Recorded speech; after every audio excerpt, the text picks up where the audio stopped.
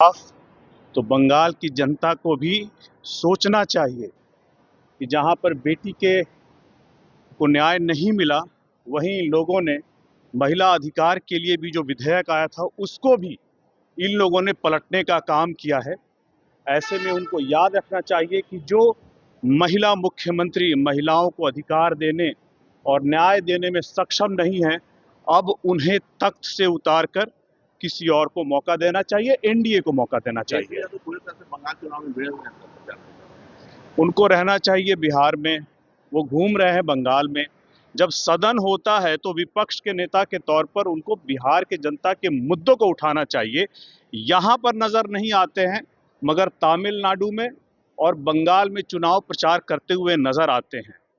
जब नेता प्रतिपक्ष अपने दायित्वों को अपने स्टेट में, अपने राज्य में छोड़ करके दूसरे राज्यों में जाकर चुनाव प्रचार करते हुए नजर आते हैं, ऐसे में उनकी भूमिका पर सवाल उठना चाहिए कि जब सदन चलता है तब तो सदन से नदारद रहते हैं, मगर सिर्फ और सिर्फ अपनी ओछी राजनीति के लिए दूसरे राज्यों में जाकर चुनाव प्रचार करते हैं। कौन? लगातार यात्रा करेंगे 4 महीने तक। बिल्कुल स्वागत योग्य कदम है। हमारी पार्टी ने हमेशा निशांत जी का सक्रिय राजनीति में आने का स्वागत किया है।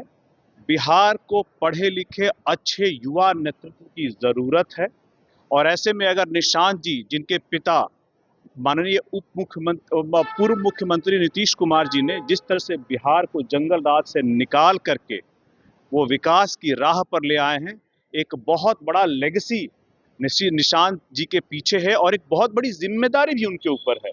ऐसे में सक्रिय राजनीति में आने की उनका बहुत स्वागत है।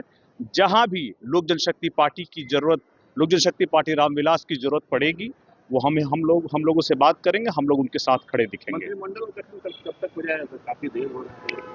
वैसे तो यह विशेषाधिकार माननीय मुख्यमंत्री सम्राट चौधरी जी का है, लेकिन मुझे पूर्ण उम्मीद है कि आने वाले भविष्य में तुरंत ही सरकारी ये अलग अलग मंत्रालयों का विस्तार किया जाएगा, सरकार का विस्तार किया जाएगा, और जो भी संबंधित जिम्मेदारियां हैं वो मंत्रियों में बांट दी जाएंगी, और जिस विकास की मार्ग का दिशा उद्देश्य नीतीश कुमार जी ने दिखाया था, उसी मार्ग पर बिहार सरकार बिहार के विकास को लेकर के आगे चलेगी। महागठबंधन के लोग जैसे एक दूसरे को छीटाछूटी करना शुरू कर दिए, क्या लगता है महागठबंधन टूट की तरफ बढ़ना है? देखिए, महागठबंधन में भले ही वो सब इकट्ठे एक साथ आ गए थे, मगर उनमें वैचारिक एकता कहीं नहीं थी। आप ध्यान दीजिए कि बंगाल में, दिल्ली लोकसभा में जब आप बात आती है तो राहुल गांधी जी, ममता बनर्जी जी और जितने भी डीएमके हैं सब साथ नजर आते हैं। लेकिन जैसे ही अलग अलग राज्यों में चुनाव होता है, वहां पर आपसी खटपट आपको देखने को मिलता है। राहुल गांधी जी ने बंगाल जाकर के ममता बनर्जी उनके सरकार पर सवाल उठाए। उसी तरह से आप देख लीजिए डीएमके के अलग अलग जो होते हैं, जितने भी घटक दल हैं, जब उनके राज्य में चुनाव होते हैं तो